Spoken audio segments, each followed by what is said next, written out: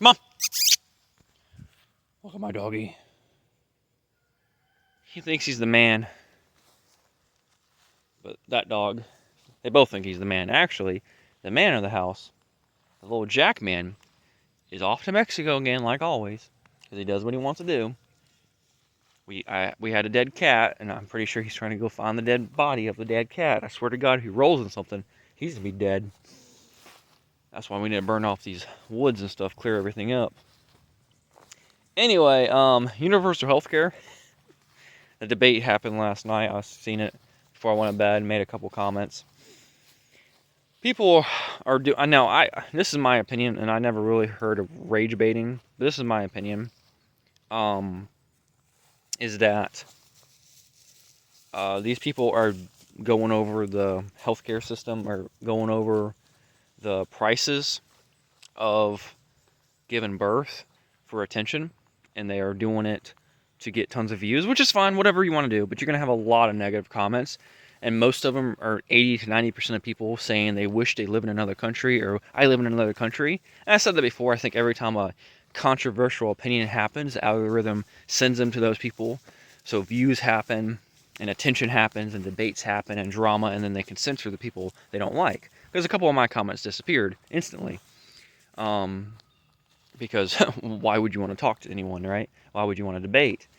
But here's the thing about universal health care, or any other country. It's not free. It's not free. They did the numbers. I forgot who did it. But they did the numbers for Elizabeth Warren, her healthcare system plan, which was very intense, and I mean the worst that I've ever seen. I think it was it $10 trillion? $10 trillion for 10 years to run it? What people don't understand is when you do that, and I've said this before, and I've said this a billion times, when you do anything universal healthcare, universal education, universal gun control, or universal like background checks, what universal means in the democratic world, or government world, it means full control. So the medicine you buy at CVS every month to keep your grandma alive, the government now fully controls it. You know, the people that are researching and trying to find a cure for some type of this one type of disease of cancer, they can be shut down because the government fully controls it. It's fully funded and controlled by the government. People don't understand that. Yeah, the healthcare system in America is not perfect. I completely agree with that. It's crazy. But you're comparing us, America, to Canada. There's no comparison against how good the healthcare system is. And there's countless Canadians that have made videos, and people shame them for making these videos about saying, I'm sick, this is what's going on, I'm going to America. And they go to America and they get better and they go back home.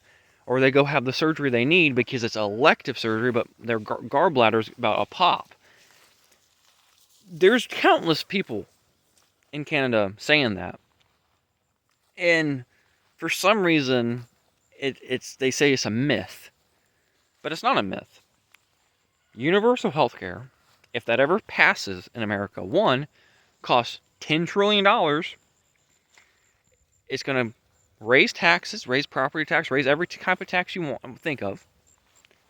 And then it's going to make every hospital run like the VA. Or people that's never been to the VA, it's going to run like the DMV. Slow as molasses, and they are going to be hired by government employees, and there's going to be equity and inclusion, and you're going to hire these dumb fucking idiots that don't understand 2 plus 2, and you want them to enter your patient info into the computer and give you the right doctor. I'm good. And then also, here's a question. All the fast ERs we have, all the little private healthcare systems we have, they will disappear. I've seen something similar to this in my own eyes. Here in Clarendon County, South Carolina, probably 6 years ago now or so, the hospital changed their protocol, their bullshit. I don't know if they got bought out or whatnot. Anyway, because of that, the government of Clarendon County said, because of the contract and the money that was involved in it, that any person in an ambulance that had to go to the hospital had to use a county EMT.